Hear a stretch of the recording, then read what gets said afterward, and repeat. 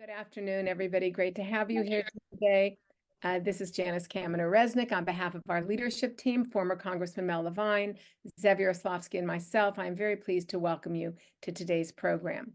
Welcome and thank you to today's guests, the dynamic duo of Bob Shrum and Mike Murphy, and our always wonderful moderator, Patt Morrison. Next Wednesday, March 6th, we will welcome Rabbi Sharon Brous, founder and senior rabbi of ICAR, a Jewish congregation in LA that's been named repeatedly as one of the nation's 50 most innovative Jewish nonprofits. And of course, Rabbi Brous has been named over and over again as one of the most influential rabbis and American Jews. So you'll really want to come and hear her talk about her newest book called The Amen Effect. It's a national bestseller. It's ancient wisdom to mend our broken hearts in the world. And she will certainly be uplifting. The program will be moderated by Madeline Brand and will be one that we all want to attend. The following week, we have two programs, one on Monday, March 11th, and one on Wednesday, March 13th. On the 11th, we will once again have Yossi Klein Halevi in conversation with Patt Morrison with our 9th Israel in Crisis briefing. It's been a while, and so you'll all want to be sure to mark your calendars. And then on Wednesday, March 13th at 5 p.m. Pacific time, we have David Frum coming back in conversation with Warren Olney, politics, elections, wars, and America's standing. Lots to unpack in that title. Now, please welcome a legendary leader in Los Angeles, my almost lifelong friend, whose father was actually my Hebrew school teacher, and whose leadership helps to sustain This America at a Crossroads program, Zev Yaroslavsky. Zev? Thank you, Janice. He was my Hebrew school teacher too, and it was no fun. It's a pleasure to introduce our guest tonight, no strangers to our program. Bob Shrum is the director of the Center for the Political Future and the Carmen and Louis Warshaw Chair in Practical Politics at the University of Southern California, where he is a professor of political science in the Dornsife College of Letters and Sciences. Bob has been a political consultant, speechwriter extraordinaire, consulting for great figures, including the late Senator Ted Kennedy. Mike Murphy is the co-director of the Center for the Political Future at USC. Michael is a Republican political consultant, entertainment industry writer, and producer. He advised Republicans, including John McCain, Jeb Bush, David Dreyer, John Engler, Tommy Thompson, Arnold Schwarzenegger, and many others. And we're honored to have him here, along with his incredibly biting sense of humor. And the moderator tonight is Patt Morrison, also no stranger to us. Pat is a writer and columnist for the Los Angeles Times, a member of two Los Angeles Times reporting teams that share Pulitzer Prizes. For her work hosting programs on public television and radio, she has received 6 Emmy Awards and a dozen Golden Mics. Pat is also a regular commentator on the Emmy-winning LA Times Today show on Spectrum One. Thank you for all three of you for gracing our program tonight, and I'll turn it over to you, Pat. It's all yours. Thank you, Zev, and thank you, Janice, and thank you, everyone, for watching us and listening to us this evening. These programs are a way of kind of keeping the thread going and keeping it together when it comes to the consequences and the prospects of what's going on in this country. Right now, I think we might be able to characterize the election, which is more than 8 months away, as a big Jenga game. Anything you add to it is likely to topple it. And there was a big one today with the decision by the Supreme Court to take into consideration whether or not Donald Trump had immunity with his actions as president in specifics on the January 6th case. This may change very much, even get rid of the January 6th case now in progress. We've also seen over the last couple of weeks the complications of rulings against Donald Trump at the cost of hundreds of millions of dollars. And yet he soldiers on, having done well in his primaries, and most recently in Michigan yesterday. So we're going to talk with our guests who are very much in the know about the consequences of these as each one is added to the mix, what it means for the election. So thank you both for being here. Let's start with the Supreme Court decision, and maybe Robert Shrum, you're the guy to take that away first for us. Well, the court is going to hear this case April 22nd. They say that's expedited. I guess in their dictionary, expedited means unexpedited. and I assume they would give a decision relatively shortly thereafter. At that point, if they do not grant the president blanket immunity, which would make presidents the equivalent of kings, I mean, they could do anything they wanted. I think that Trump will go back and file another appeal saying he's the Republican nominee. He can't possibly sit in a courtroom for a criminal trial. He has to go out and campaign. It would be a denial of democracy. I thought the circuit court opinion was perfectly sound, very well argued. But obviously there are enough votes on the court to take this case. The real question may be what Kavanaugh and Amy Coney Barrett do, because I suspect that John Roberts and the liberals will say there is no blanket immunity for the president, and then he's got to get one more vote for that. And Mike Murphy, in the Nixon case, when Nixon appealed about the White House tapes and said he had executive privilege, the Supreme Court acted pretty quickly and said, no, you don't, and moved things along. This seems to be maybe a little more foot dragging, or is the case on a different order of magnitude? Well, I think it is a different order of magnitude, maybe not constitutionally, but politically. I'm not a Supreme Court expert. I fundamentally agree with Bob's analysis that the weight of it is probably a little tilted against Trump, though many people, at least half the country, think the court is totally political now and will make a partisan move to defend Trump. I don't actually believe that. But what I do believe is the politics of this are not what they used to be, where the court was seen as a fair arbitrator. Now, unfortunately, we're in two pretty evenly matched partisan camps, where one camp think, why do we even have to have a trial with Trump? He's obviously guilty, lock him up tomorrow, 92 counts, et cetera, et cetera. And the other camp thinks, why didn't Hillary go to jail? Why didn't Clinton go to jail? It's all rigged. This is a scam. So we've got this banana republic thing going on where the court doesn't have the grip it used to, which is a tragedy. Net, I think it's worse for Trump than better with general election voters. But I hate to sound cynical, but I wouldn't underestimate how much the political opinion on the country will stay pretty entrenched the way it is on Trump, almost regardless of the legal outcomes. You mean the legal outcome, whatever the court decides, even if it extends immunity to him? Well, one side will root for the other, for their quote side. We've turned the court into just another arena of politics in the public perception. We had today also the news that President Biden had his physical. He was found to be in pretty much the same condition as last time. He's got trouble with his ankle, should be doing physical therapy. He's on some kind of blood thinner, but he hasn't gained any weight. He exercises a great deal. And probably the most controversial part, which will be leading Fox News tonight, is that there was no cognitive test administered. This at a point when everybody has been talking about the question of Biden's age, pro and con. Bob, did the White House miss a bet by not having a cognitive test administered and leaving a great big hole for the opposition to drive through? I think this is like what Mike was saying about the legal cases. People are pretty much entrenched. That said, in their opinions about Biden and Trump. That said, I think it probably would have been a good idea to do the test. He would have done fine on the test.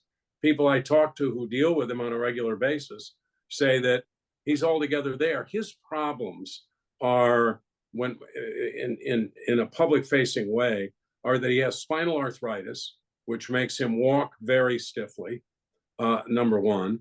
And number two, there's something of a reassertion of his childhood stutter, which is why when he's speaking, he'll often repeat a line, or he'll say, ladies and gentlemen, or I really mean it, because those are his go-to stops when he feels he's about to stutter. I think those have raised questions about him more than anything else. And Mike, when we see Trump on the stump, and I'm reminded of Lawrence O'Donnell's comment that you govern not by speeches, but by decisions, Trump seems vigorous, and yet he loses the thread much more, it seems, than Biden. Is there a double floor or a double ceiling standard? Are they being graded on different curves? Well, none of this is fair, but in politics, perception is reality. And the perception is Biden's really old.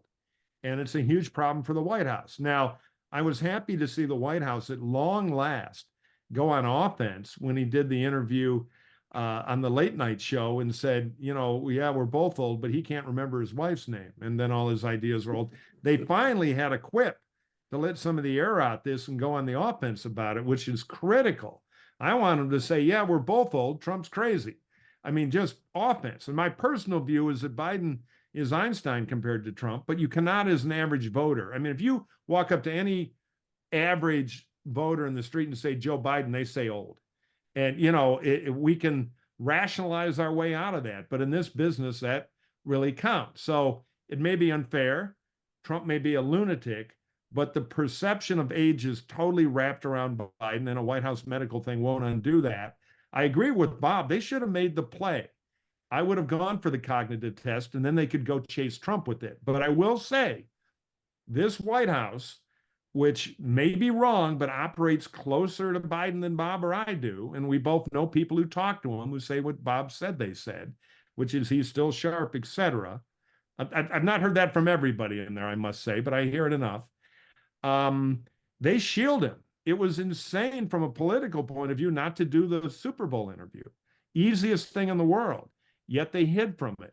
So they are protecting him maybe more than he needs protecting, or maybe he does need a little more than we think, and they're afraid of that. I wish they'd go on offense, because my guess is they could let a little air out of the bubble by turning him loose, but they don't seem to want to do it. Echoes of Reagan, let Biden be Biden. Yeah, work for Reagan.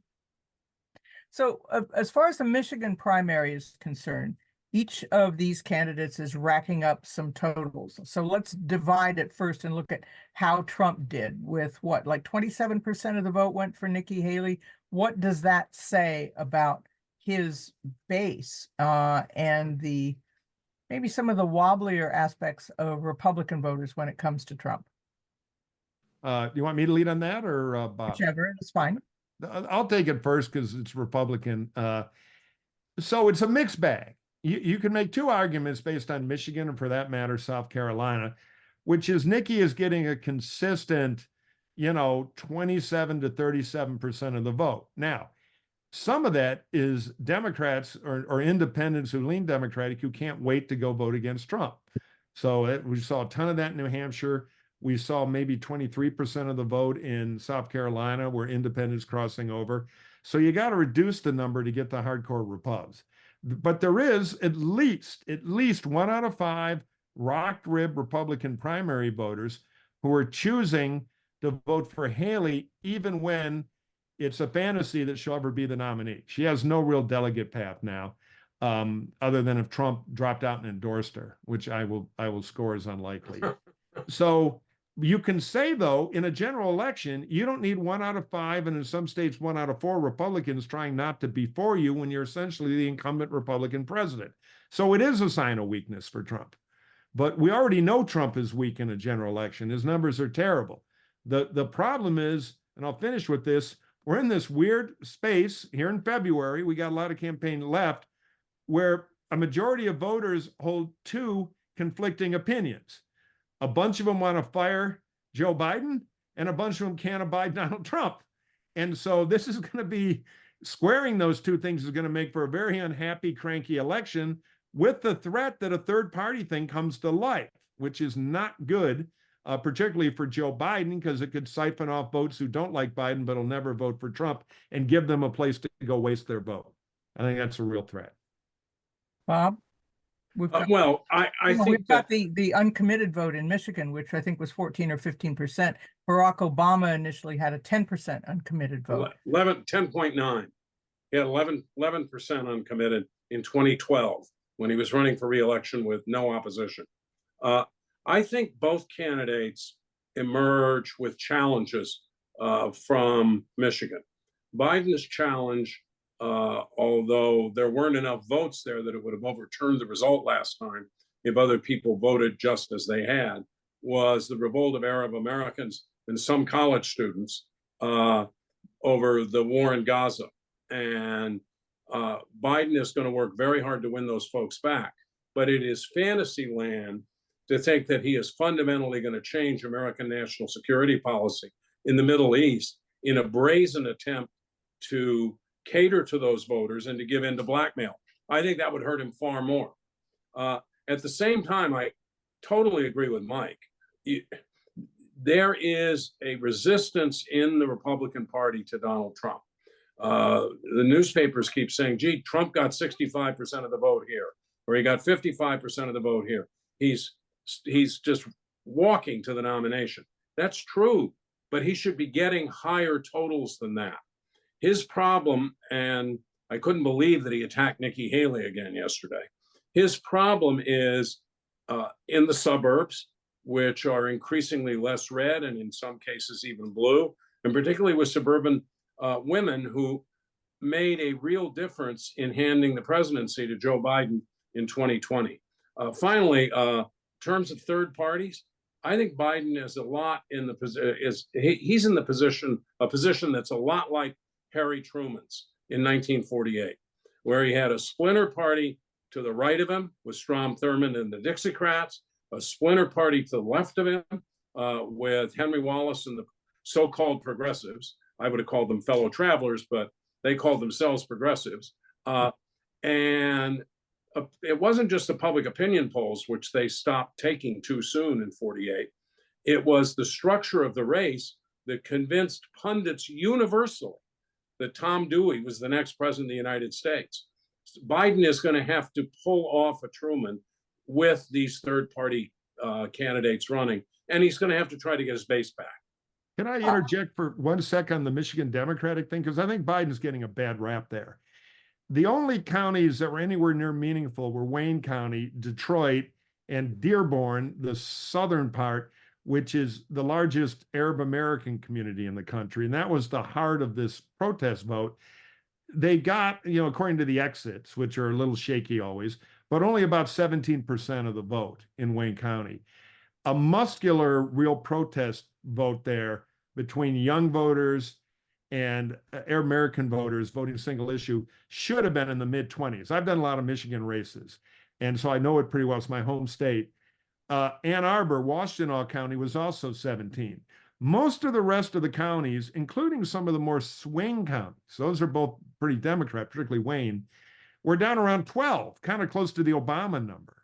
So this is one of these Heisenberg things where the media will take a very hot thermometer, stick it in a glass of ice water, and declare there's a dangerous lukewarm trend in ice water. So, I thought it could be worse for Biden. So, Michigan's still a problem for him in the general election. It'll be the most important general election state, I think, for a lot of reasons. But this was not worth some of the hyperventilating in the media, and I thought Biden did just fine. And yet some of the pro-Palestinian sentiment and votes are not just there, not just concentrated in Michigan. You see demonstrations across the country of young people who were so critical, as you say, in 20 and 22, who will say, I'm not voting for Biden. Now, you can't conceive that Muslim Americans would vote for the man, Donald Trump, who instituted the Muslim ban. But is there a danger of people saying, on the basis of this or any other issue they choose, but this in particular, I'm not going to vote, period? There's always a danger, but we're in a little bit of the silly season this early. I remember what I used to call the Sarah Palin formula as an old McCain guy, which is McCain and his campaign, friends of mine. I did the 2000 campaign, not the second one. We're all holed up by tradition in Sedona watching the Democratic convention. And if you remember the windup, there were a lot of reporters hyperventilating about angry delegates who were for Clinton who said they'd never vote for Obama. And some nitwit in McCain world said, wow, this is our opening. We got to nominate a woman. Do we know any? And one thing led to another. Somebody Googled Alaska. And next thing you know, we get Sarah Palin, which helped sink McCain. So it's possible to overreact to this preseason stuff. Biden does have a problem with younger Democrats, but in the polling, they go off Biden. They don't go to Trump. They go to undecided, where they're not going to be that hard to scoop back up if Biden gets his other act together. I would worry about it, Pat. You're right. It's a threat. But I don't think it's the apocalypse that people in the hyperventilating pundit business, because that's the business of punditry, everything's the Hindenburg, is worth the big reaction. The humanity. Bob, one of the topics that comes up at every party or event I go to is Biden and why he wasn't challenged, whether he should keep Kamala Harris on the ballot, which I think is a non-starter question in any case. And all of these scenarios that are played out, the last time I remember anything that significant happening was March of '68, when Lyndon Johnson did not perform well as an incumbent in New Hampshire and said he wasn't going to run again. But his vice president, Hubert Humphrey, ended up scooping up the nomination without, of course, having taken part in the primaries. This is a very different world. Yeah, well, I'd have to say he scooped up the nomination in part because Robert Kennedy was assassinated. We have no idea what would have happened if, because Humphrey had to go to the New York primary. I mean, he had to declare at a certain point, and that put him in the New York primary. I think it would not have had a very happy outcome for him. And Mayor Daley and some of the Democratic bosses who became the villains of the '68 convention conceivably could have been the heroes of the '68 convention. Certainly the Nixon people were much more worried about RFK than they were about Hubert Humphrey. But apropos of Biden and his, his constraints now. Look, Mike's made a point which I think needs to be generalized. The media feed this. They feed it constantly. Is Biden going to run? Go, Gavin Newsom's going to challenge. Oh, Kamala Harris is going to get replaced. None of it is worth the air and the time to talk about. It was never going to happen. I've known Joe Biden for over 50 years. He wanted to be president from the first time I met him. It just took him a while to get there. And having gotten there and having achieved what he achieved in the first 2 years, he was not prepared to walk away. And no Democrat was prepared to challenge him, because the challenge would not have been on substance. The challenge would have been, oh, he's too old. Well, Dean Phillips tried that, congressman from Minnesota, who's about as obscure as Eugene McCarthy was when he set out as a senator from Minnesota in 1968 to go after Lyndon Johnson. But he had substantive arguments. So did Robert Kennedy. Dean Phillips yesterday finished behind Marianne Williamson in Michigan, who unsuspended her campaign this morning because she came in third. Searching. Yeah, Phillips needed a magic carpet. He let her get the edge on that. Well, let me, before I go back to Mike on another point, let me follow up with you, Bob, on a question from Jerry, one of our viewers, about the possibility of an open convention with the Democrats. Oh. Well, it's not going to happen. Joe Biden, I mean, Mike said that there's no path to the nomination for Nikki Haley. There's no path to denying Joe Biden the nomination. It just simply will not happen. If it occurred, it would bring chaos to the Democratic Party at this point. There would be an enormous battle inside the party. And the repercussions of that could be really fatal for the fall. Look, it is an advantage to be an incumbent president. Trump's a quasi-incumbent, at least for his base. And the Biden campaign has raised a huge amount of money. I think they have a battle plan. They're going to believe in it. They're going to stick to it, just as they did in 2020. Despite all of the criticism and all of the punditry, they're going to stick to it. So that, for me, is a lot better bet for Democrats than having an open convention. The last really open convention that I can remember was 1976 in the Republican Party. It was kind of open because it wasn't clear going in whether Ford had enough votes to beat Reagan. And I think that convention, the divisions in the Republican Party at that point hurt Ford. This would be much worse because there'd probably be a multiplicity of candidates. And the idea that you could, under those circumstances, automatically, for example, as some people have suggested, deny the nomination to Vice President Harris is just absurd. Well, it would end up proving the Will Rogers maxim that I belong to no organized political party, Democrat. Mike, let me go to you because a second shoe dropped this past week. In 2022, it was the Dobbs decision ending Roe versus Wade that cost the Republicans dearly. Now we have an Alabama Supreme Court citing scripture saying that IVF embryos are children, and essentially ending IVF treatment in that state and in a lot of other states that are worried about the consequences of this. And so you have not only liberals who are upset, but conservatives who are upset. You also have elected Republicans who are backpedaling on legislation they had in the works even now to ban IVF, saying, no, no, no, we didn't really mean it. And they're led by Donald Trump saying, no, IVF is good. Yeah. What are the consequences out of this decision? I think it's going to melt away. The Dobbs decision is a big thing politically, but this was an Alabama misstep. It would be like take the Oakland City Council and give them a national platform. You could find a backlash if Democrats were running away from some crank left wing thing. It was unfortunate. And Trump, who's pro-choice, of course, just doesn't admit it, immediately ran away because the Republicans know this is anthrax.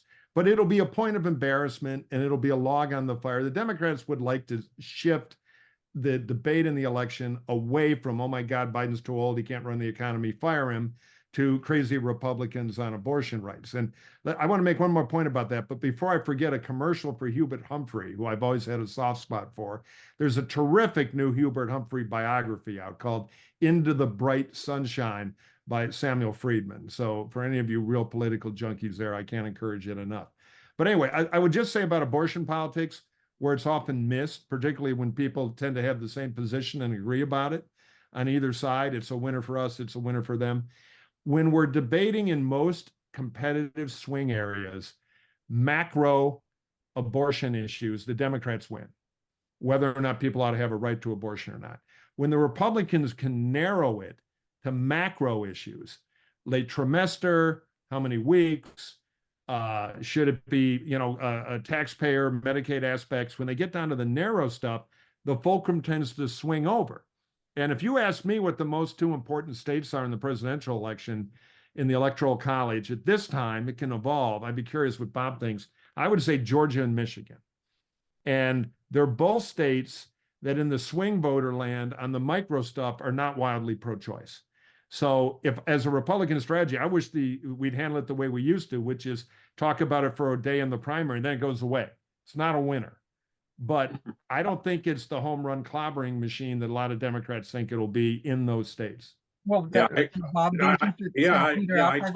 I disagree with that. I think in 2022, people thought it wouldn't have a huge impact, just as they thought Biden talking about the threats to democracy wouldn't have a huge impact. And the exit polls, whatever their weaknesses, showed that those were two of the three biggest issues that people voted on. I don't understand why the Republicans don't get out of the way of this IVF issue. Senator Tina Hyde-Smith from Mississippi today blocked the Senate from considering a bill to protect IVF all across the country.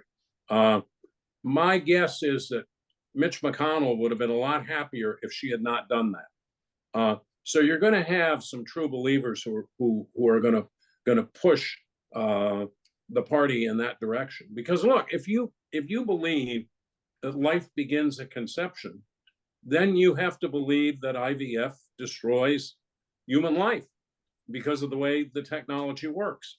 I think Trump will be held responsible for Roe. I mean, and they have clips of him saying, I appointed the judges who overturned Roe v. Wade. So I think it will be a big issue. I think it will be a big issue with women. Some other things may come along that become as big or bigger. But I think it's going to be important. Bob, you mentioned. I'm sorry. If I may yet, Mike, just one short follow-up with Bob is the question of if Roe versus Wade kind of runs out of steam, IVF runs out of steam. What about the argument of the threat to democracy? Is that going to run out of steam and not be as effective as it was in 20 and 22? Well, I think Trump will continue to give rocket fuel to that argument. And by what he says, the way he acts, by talking about the fact that, on election night, America's going to be free, but he's going to be free to take revenge on all the people who have opposed him. I think, and when you look at the Heritage Foundation project, which apparently a lot of Trump folks are connected to. Stephen Miller, his advisor, has basically endorsed a lot of the recommendations, like invoking the Insurrection Act, sending the U.S. Army into major American cities, taking anybody you suspect of being an illegal immigrant and throwing them into a camp, and then maybe deporting them even without a hearing. I think that he is a dangerous force in American politics. And the proof of that is that I can't think of many Republicans who would have driven Mike Murphy to vote for Joe Biden in 2020 and to say he's going to vote for him again. Well, we better give that to Mike now. Well, yeah, I'm still having nightmares. I hear the Internationale. I see Bob marching around in a Mao cap. Oh, really? It's my worst nightmare. But I did. I voted for Biden, and I'll vote for him again against Trump. The end of democracy argument works with me, but very fast sidebar, because I always mention this when abortion rights come up. We're kind of sexist in how we cover abortion rights. The most pro-choice group in America, voter group, is young men. Just a little point. We tend to look at it through this gender lens, which isn't really always that accurate. The most invisible group in pop culture, find one on network television, is pro-life women. So we tend to simplify this thing more than reality.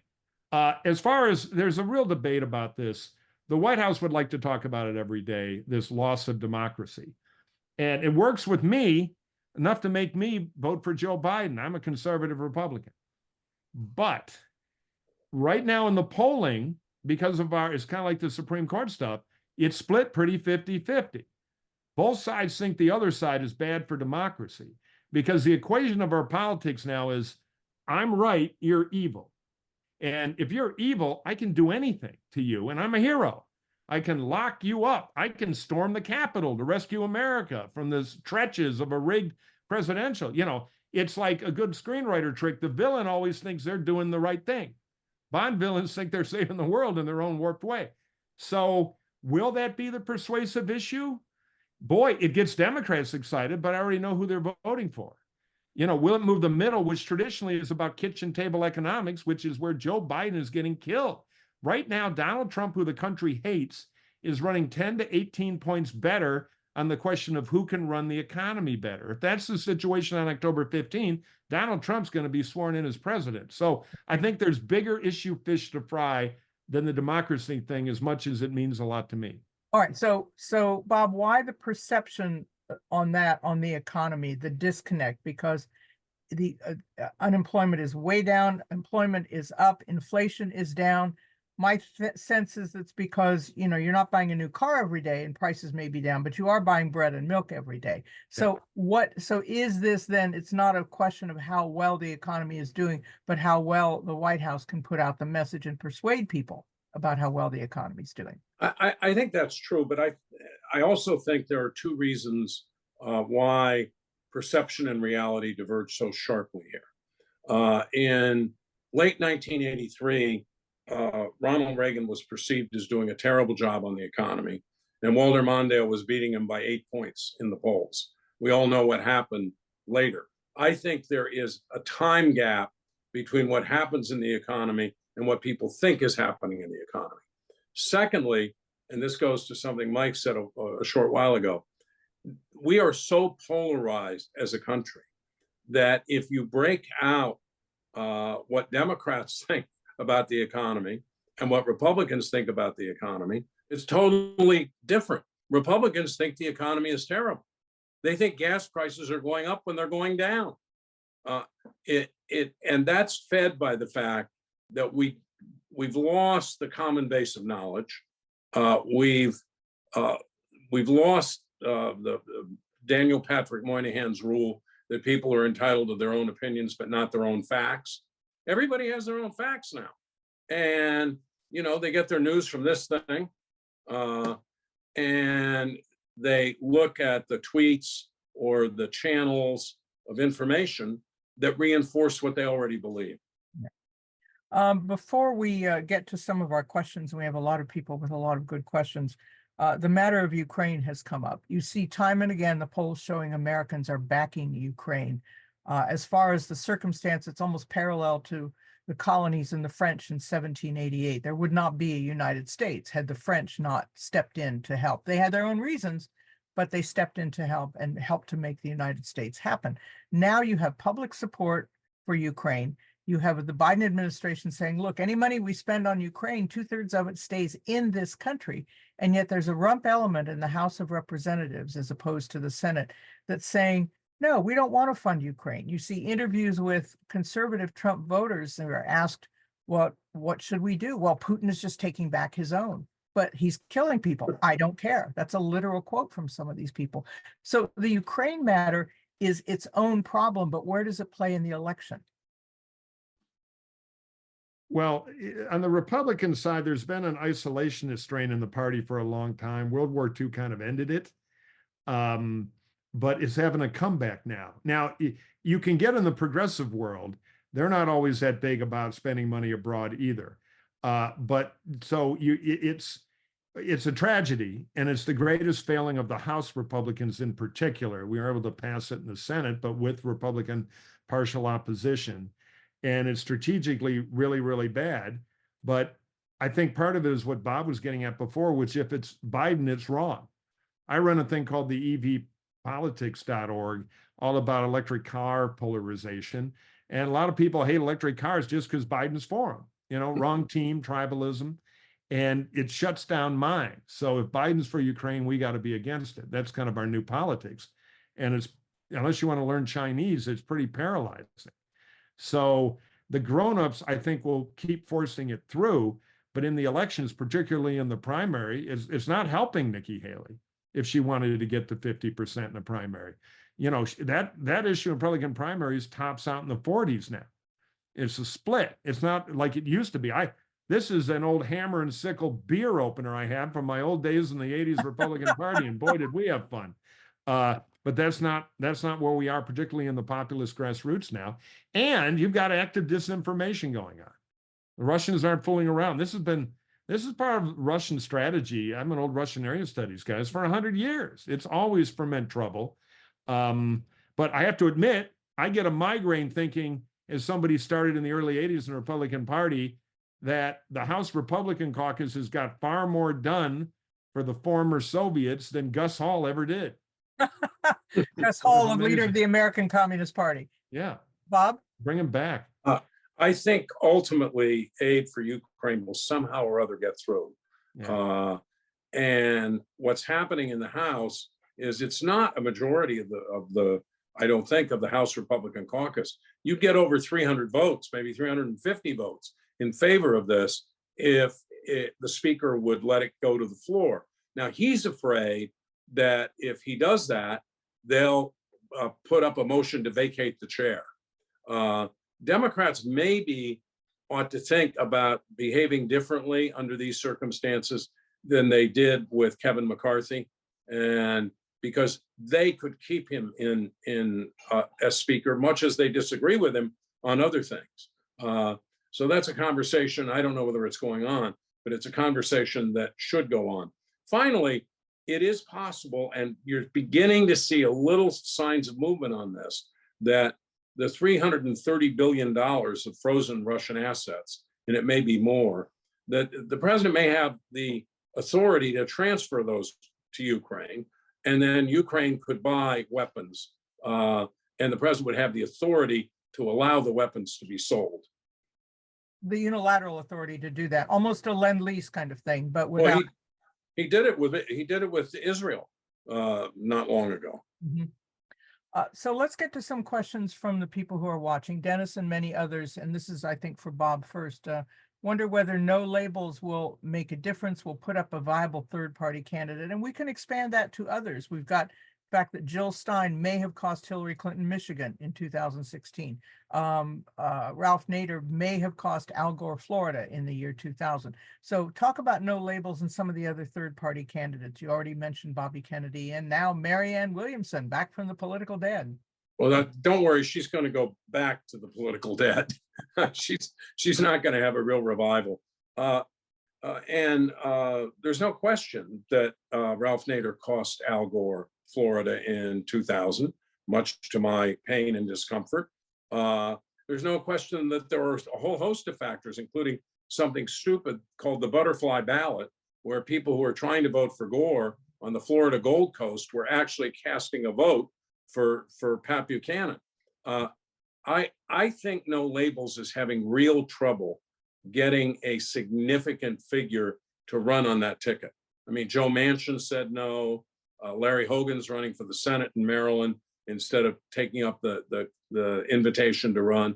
Chris Sununu put out that fire very early on. So I think they may not get a serious candidate, but there are a lot of the people who are giving to No Labels are actually Trump supporters, and they think if No Labels can get on the ballot, that can siphon off more vote.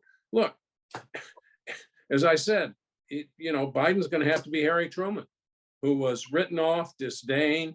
At one point, Truman was so written off that they had no money to keep the whistle-stop train going. And they had to go to, I forget who it was, some big, very wealthy Democrat, and just plead with him to come up with, I think it was $10,000 or $15,000, so that the train could stay on the tracks. And they got the money, and Truman won a pretty decent electoral college victory, despite the odds against him. And curiously, I just read that the name of that train car was the Ferdinand Magellan. So if it didn't go around the world, maybe it went around the country. So here's a very good question from several of our viewers, and I'll put the first of it to Mike, which is the effect of the border, the immigration issue on Biden. It can be something as small, as personal, I won't say small, as the murder of the young woman in Georgia by someone who is here illegally from Venezuela, or as big as the questions of the border deal that was reached and then rejected by the right in the House of Representatives. No, it's a huge issue, and it's hurting Biden. You can argue kind of the New York Times editorial board argument of, oh, those uncivilized Republicans won't make the border deal. And you're right on the merits. They should have. A bunch of Republican senators in good faith were embarrassed. But out there in voter land, they get it really simply. Biden is letting too many people in who are committing too many crimes. He doesn't get it. And the problem with every Biden perceived policy failure is the age issue amplifies it. He's too old. He's not on top of the border. He's too old. He's not on top of the economy. It's like the multiplier effect that has on everything else that isn't working well. So the Biden people have finally stumbled their way to offense to say, we tried to get a deal. Republicans want the politics of it, which again is a good kind of sophisticated argument back, and they ought to be making it. But he's got to start doing flashy optical executive order things to be connected to actually being on top of the problem, with guys with guns with patches on that work for the president doing something. Because in the simple voter equation, Joe's sleeping in, he's not watching the border, and the Republicans keep scoring on this. Bob, you were nodding? Yeah, I agree that the president's going to do some executive orders. It's not just that he should, he will. Now, he's not going to do what Trump did, which was issue an executive order that was never vetted by the Justice Department or the White House counsel on his first day and set out a Muslim ban that the courts promptly threw out. I'm sure they're going through a process right now of checking those orders and making sure that they can hold. My only skepticism about this is that in 2018, this was going to be the big decisive issue. The caravans were coming, and it was all the Democrats' fault. In 2020, this was going to be the big decisive issue. 2022, same thing. So I'm not sure of its effect, but I have to concede this. In an election that I believe is going to be close, certainly in the Electoral College, it's going to be close, any issue can actually matter. Well, both of them, I think, are going to the border on the same day this week. Is there some kind of high noon showdown that we'll be seeing? Well, that's what the media will frame it as, but I think it's a jump ball to see who can look like they're on offense. As far as the media goes, Karen wants to know, we get this question often, how it looks like the press are treating each of the candidates. In 2016, Donald Trump seemed to be the free wallpaper for CNN. Has anything changed? No, not much. I mean, they do cut away from his speeches sometimes. Even Fox cuts away sometimes. But look, the media are a business. and they do what gets eyeballs and clicks and profits.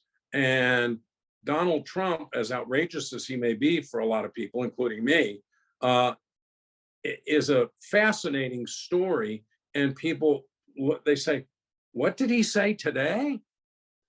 And so I think that there's a lot of pressure to keep covering in that way. And they also normalize. I mean, he does so many off the wall things in any given news cycle that they tend to be shrugged off by the press. I mean, so When in Biden fact, gets it is to be taken seriously. yeah, and at the same time, as we've been talking about, the focus on Biden is on his age, on the immigration. Why doesn't he get why are eggs more expensive than they used to be? Although the price of eggs has come down too. But the reality doesn't matter unless it gets communicated to people. And that's going to be the challenge for the Biden campaign. I think the media is doing a better job with Trump than they were, but it's still pretty bad because since cave paintings, conflict is story. And in the clicks and cable news business where I've worked for 20 years, the people who run the P&L at the top like conflicts and they like clicks. And Trump will give you a soundbite. Joe Biden's so senile, he forgot what president he is. Ah, ha, ha. There's your soundbite. And it's the old George Lakoff stuff. Don't think of an elephant. Now, yeah, Biden is pretty old. So during the 2016 race in the primary, Trump got 7 times the cable news attention of any other candidate because it's showbiz politics. He's a reality star. The problem we have now is that our elections have such low consequence because people are so cynical. They look at it as a game. Oh, which bozo am I going to vote for? Oh, the orange bozo got a better line off. The other bozo's too old. It's not like you're in the Great Depression warming your hands on an oil can, or you don't have a kid at Guadalcanal. The stakes are low now. So do you really think that the stakes are low when we saw what happened on January 6th? But no, you're misinterpreting my question. My sorry. answer. The perceived stakes are low because everything's a game. The obvious stakes are incredibly high. Highest they've been in any peacetime election, I think. But to the voters, there's one reason why they don't get excited about the fall of democracy. They're both the same. It's all the same. It's a rigged game because for a lot of reasons. So that is part of the problem. And the media both drive that and follow it. For the 43% who are going to stay with Trump almost no matter what, I think the danger to democracy argument has no impact. If it has an impact, it will have an impact on swing voters in these critical states. Mike and I disagree on to what extent it will have that impact, but we'll find out in November. Do you think these two will ever debate? Yes. Yeah, I'm not sure. You alluded earlier to the fact that Trump is increasingly seems to lose his way when he's giving one of these speeches. And he may decide it's not in his interest to debate. I think it's very much in Biden's interest to debate. In 1960, Nixon was running on experience counts and I can handle national security. And after the first debate, Kennedy crossed the threshold and people said, oh, he could be president. He could handle national security. I think Biden's best way to answer, as it was for Reagan, by the way, you're too old, you're out of it, is to have a good debate performance. The problem is neither want to debate and neither staff, because the Biden staff are worried about debate with Biden and the Trump staff know he's crazy. But one of them is going to be losing and whoever's losing is going to want to debate.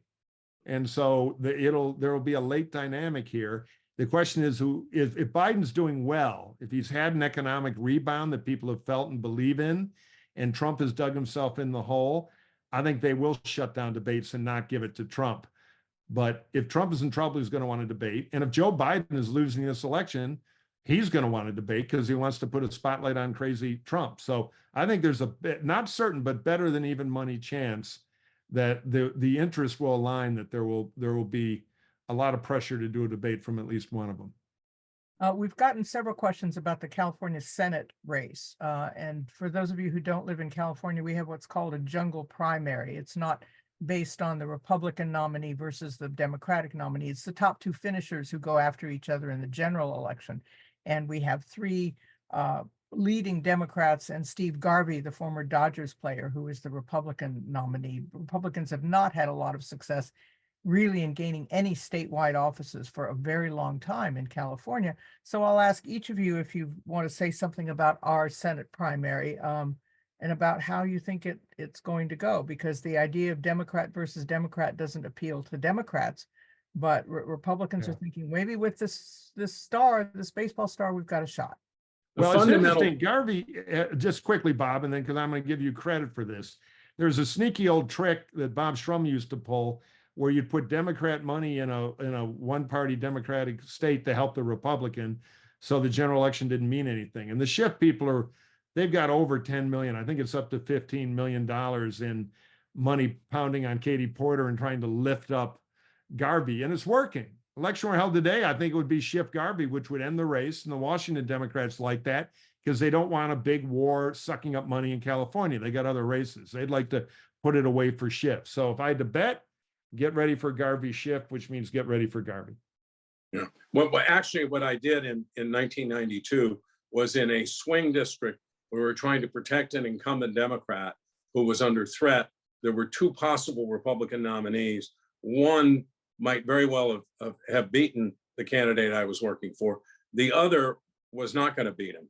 And so we put on the air ads contrasting our candidate with the weaker Republican candidate. And we kept saying he was too conservative. He stood four square against a woman's right to choose, things like that. And of course, all that did was boost him. He won the nomination. And Dan Glickman got reelected to the House of Representatives. We also have a couple of questions about what's going on with the Hunter Biden hearings. He was in a hearing today. The chief Republican witness has been evidently discredited as someone who has contacts with Russian intelligence and whose testimony would be tainted. This does not seem to be going the way that Republicans in Congress had hoped it would. Smirnov, the political fallout. Smirnov, who is obviously an agent of, or a double agent because the FBI was paying him too, but who was meeting with all these Russian intelligence officers. It's not just that the testimony is tainted, it's that he lied. He said Hunter Biden was in Ukraine. He saw him go into a hotel. Hunter Biden's never been in Ukraine.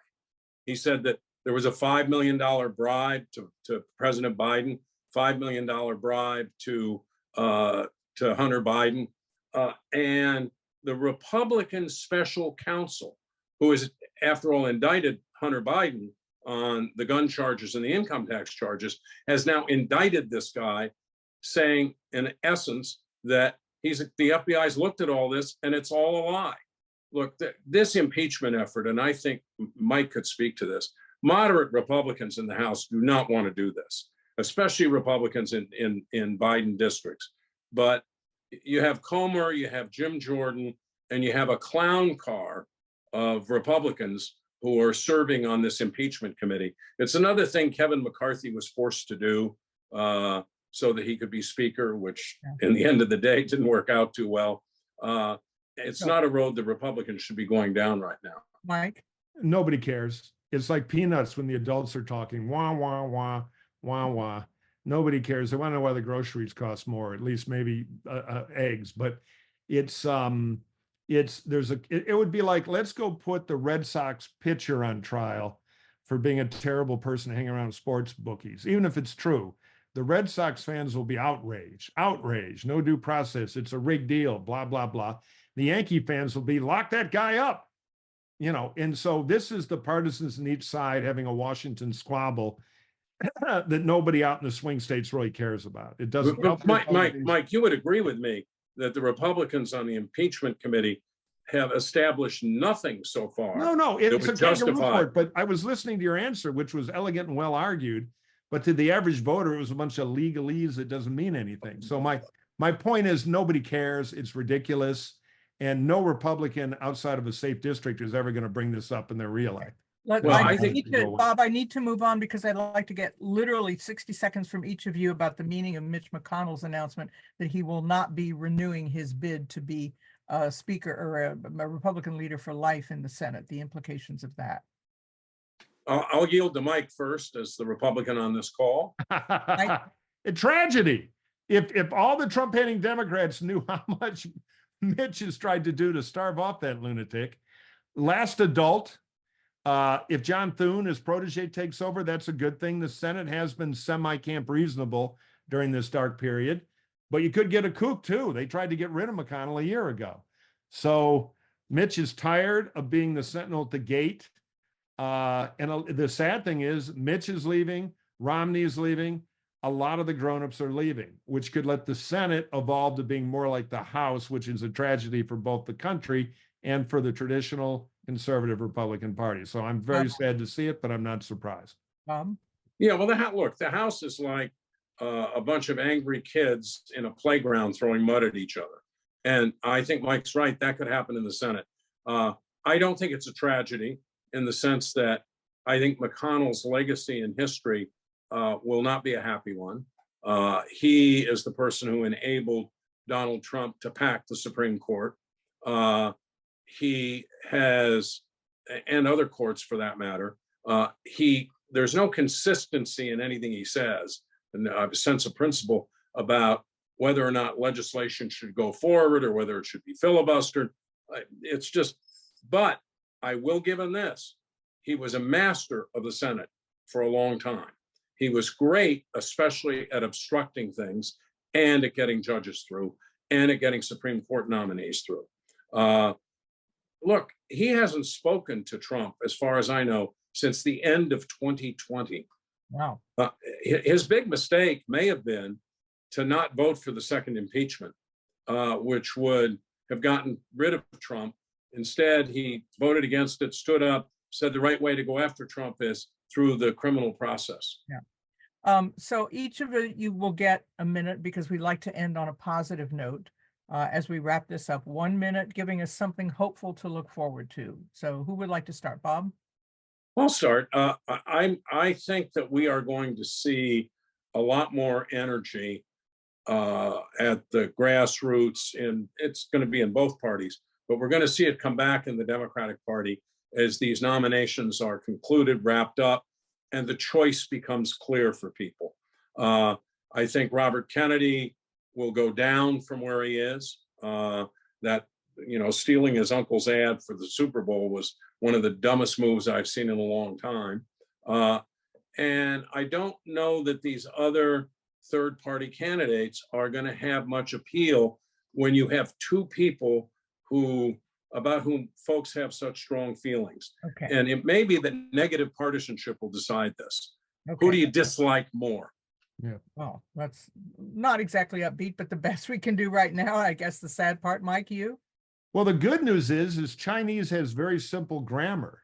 If you get the tones right, it's not hard to learn. Spoken Chinese, written Chinese, much harder. Yeah, but Mike, the bad news is that ma in Chinese means mother and horse. Right. It's very easy to get thrown out of somebody's house by congratulating their horse. I do see good news, and I'll say two things, and I'll keep it under 60 or 40 more seconds. One, there will be a rotation beyond Trump, and I'm not sure Trump populism is here to stay. Right of center is a powerful idea. I think this populism may be a pig in the python because it's such an electoral failure. So that's one. Two is there's always paranoia about technology. Now it's hyperventilating about AI and all this. I remember when we were hyperventilating about biotech. Technology in history has almost always made the average person's life better. We're going to be treating cancer like dentistry in 20 years, thanks to quantum computing. So there's a lot of good stuff coming for the planet through technology, which we are good at. Okay. All right. Well, we thank you both for being here, and we thank the sponsors and those of you who've been watching us today. Please check the next programs. You can see them and get your emails about them as you get your newsletter alerts. But all of these programs are supported by you, by generous donors, and by the need for this kind of information in our world today. I'm Patt Morrison. Thank you for joining us.